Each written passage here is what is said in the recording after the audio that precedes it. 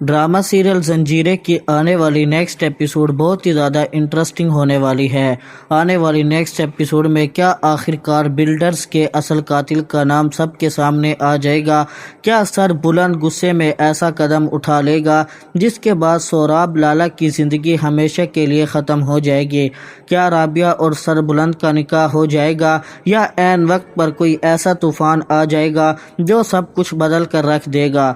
दूसरी तरफ क्या तुरसम आखिरकार अपने मामू सफ़र की तमाम साजिशों को समझ पाएगा? क्या इसे ये हकीकत मालूम हो जाएगी कि इसके दिल में अपने सौतेले भाइयों के खिलाफ इतनी सालों से नफरत भरी क्यों गई है? या फिर तुरसम अपने मामू सफ़र के सामने डट कर खड़ा हो जाएगा? क्या सफ़र खान की बरसों की चालें और तुरसम के दिल में इसके सौतेले भाइयों के खिलाफ भरी गई नफरत आज सबके सामने आ जाएगी, या सफ़र एक बार फिर अपनी नई साजिश में कामयाब हो जाएगा? ये जानने से पहले तो अगर आपने अभी तक हमारा चैनल सब्सक्राइब नहीं किया तो ज़रूर करें। जहां अब जैसे ही सफ़र खान तुरसम के बदले हुए रवैये को महसूस करता है वो काफ़ी परेशान हो जाता है। इसे बार बार यही ख्याल आता है कि आखिर तुरसम को क्या हो गया है, इसका अंदाज इतना क्यों बदल गया है और वो पहले की तरह हर किसी से बात क्यों नहीं करता और ना ही वो किसी की बात पर यकीन करता है। सफ़र खान को अंदाज़ा होने लगता है कि तुरसम के दिल और दिमाग में किसी ने इसके खिलाफ बातें डाल दी हैं। इसी वजह से अब तुरसम इससे ऐसे सवाल करता है जिनका जवाब देना सफ़र के लिए आसान नहीं होता। लेकिन सफ़र खान अपने चेहरे पर परेशानी जाहिर नहीं करता।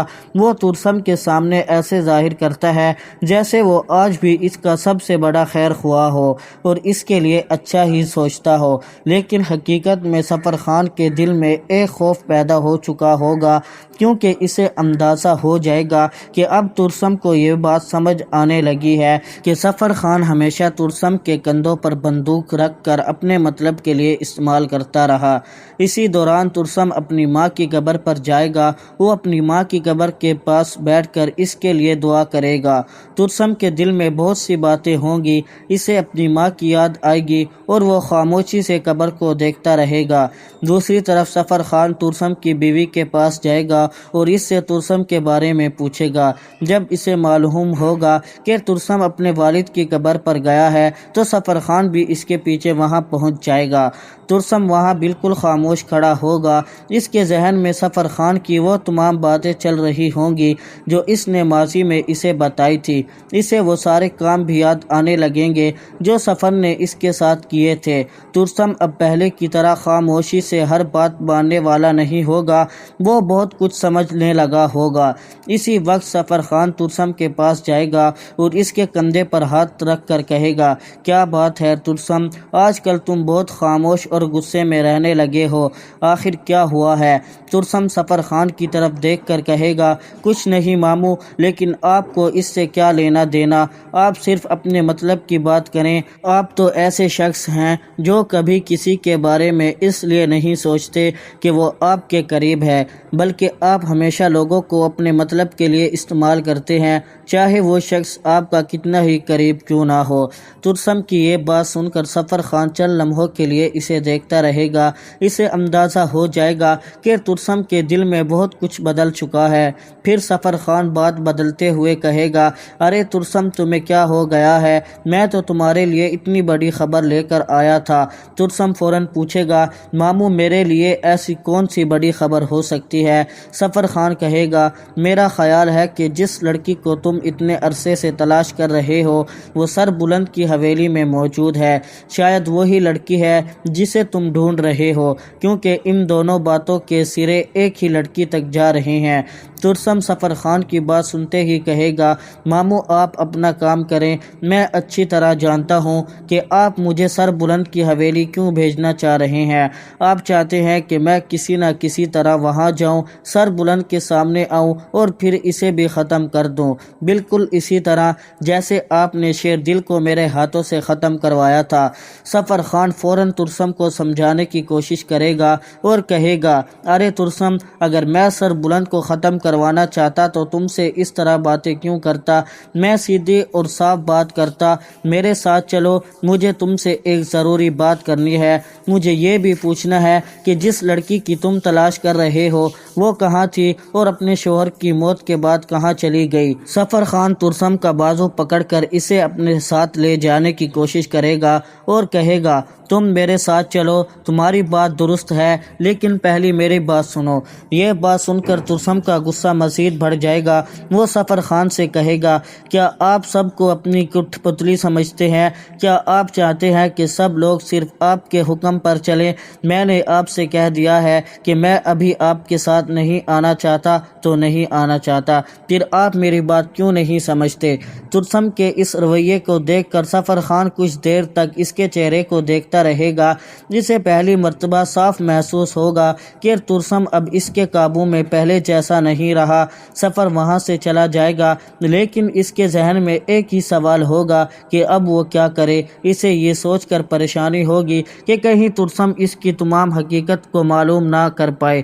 سفر خان جانتا ہوگا کہ ترسم اب اس مقام تک پہنچ چکا ہے جہاں اسے بہت سی پرانی باتوں کے اصل مطلب سمجھ آنے لگے ہیں۔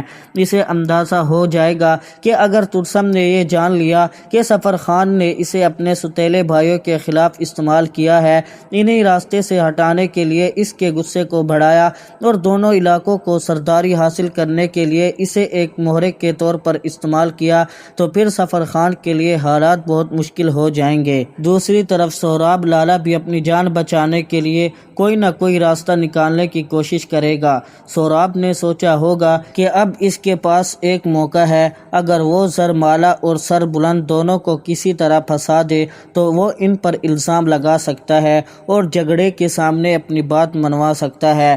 اس کا خیال ہوگا کہ جرگہ سر بلند سے سرداری واپس لے لے گا، پھر وہ خود سردار بن جائے گا اور زرمالا کو بھی حویلی سے نکال دیا جائے گا۔ اس طرح اس کے خلاف موجود تمام باتیں اور ثبوت بھی ختم ہو جائے گی۔ لیکن سہراب لالہ کو کیا معلوم تھا کہ قسمت نے کچھ اور ہی فیصلہ کر رکھا تھا۔ جس سرداری کی پگڑی کا حق قدرت نے سر بلند کے لیے رکھا تھا وہ اتنی آسانی سے اس سے چھیننے والی نہیں تھی۔ سر بلند ایک صاف دل اور مخلص انسان تھا، اس لیے اس پر لگایا گیا جھوٹا الزام اسے اندر سے بہت پریشان کر رہا تھا۔ سہراب کو بھی سمجھ نہیں آتا کہ اب وہ کیا کرے، کیونکہ اس نے جو سوچا تھا معاملہ اس کے بالکل الٹ ہو گیا۔ جس لڑکی کو وہ حویلی سے نکالنا چاہتا تھا اب وہی لڑکی دوبارہ اسی حویلی کی مالکن بننے والی ہے۔ سہراب لالہ کے لیے یہ بات برداشت کرنا بہت مشکل ہو جاتی ہے۔ جب جرگہ کا فیصلہ سامنے آتا ہے تو سہراب کا غصہ قابو سے باہر ہو جاتا ہے۔ اس کا ایک ملازم اس کے پاس آ کر پوچھتا ہے، کیا ہوا سہراب لالہ؟ خان صاحب جرگے کا کیا فیصلہ کر کے آئے ہیں؟ یہ سنتے ہی سہراب غصے میں اس ملازم کو مارنے لگتا ہے۔ وہ غصے سے کہتا ہے، میں نے تمہیں اپنے ساتھ اس دن کے لیے کھڑا کیا تھا کہ تم یہ سب دیکھو، کیا میری کوئی عزت نہیں رہی؟ وہ میرا بھائی ہے، لیکن مجھے سمجھ نہیں آ رہی کہ اس نے میرے ساتھ ایسا کیوں کیا ہے۔ کیا یہی دن دیکھنے کے لیے میں نے اتنا کچھ کیا تھا؟ سہراب کسی طرح اپنے غصے کو قابو میں رکھتا ہے اور حویلی واپس آتا ہے۔ وہ سوچتا ہے کہ شاید بی جان سے بات کرنے کے بعد کوئی راستہ نکل آئے، لیکن اسے کیا معلوم ہے کہ جرگے کے اس فیصلے کے بعد بی جان ایک بار پھر سر بلند کے ساتھ کھڑی ہو جائے گی۔ سہراب لالہ بی جان کے پاس جا کر کہتا ہے، بی جان میں یہ فیصلہ کبھی نہیں مانوں گا، میں جرگے کے اس فیصلے کو قبول نہیں کرتا۔ بی جان فوراً جواب دیتی ہے، سہراب تمہیں اتنی ہمت کیسے ہوئی کہ تم نے اپنے چھوٹے بھائی کے خلاف جرگہ بلایا، اور اب جرگہ اپنا فیصلہ دے چکا ہے تو تمہیں اس فیصلے کو ماننا ہی ہوگا۔ تم نے سر بلند پر الزام لگایا تھا، لیکن جرگے نے جو فیصلہ کیا ہے تمہیں اسے خوشی سے قبول کرنا چاہیے۔ مجھے تو یہ سوچ کر حیرت ہو رہی ہے کہ تم نے اپنے بھائی کے بارے میں ایسی بات کیوں سوچ بھی لی۔ بی جان غصے میں سہراب سے کہتی ہے، اب تو تم میرے کمرے سے چلے جاؤ۔ یہ سن کر تو بہت ہی زیادہ پریشان ہو جاتا ہے سہراب، اور وہ یہی سوچ میں پڑ جاتا ہے کہ اب بی جان کو بھی مجھ پر یقین نہیں رہا۔ تو ناظرین، آپ کو یہ ڈرامہ کیسا لگتا ہے؟ اگر آپ کو یہ ڈرامہ بہت ہی زیادہ اچھا لگتا ہے تو لائک کریں، چینل پر اگر نیو ہے چینل کو سبسکرائب کرنا نہ بھولیں۔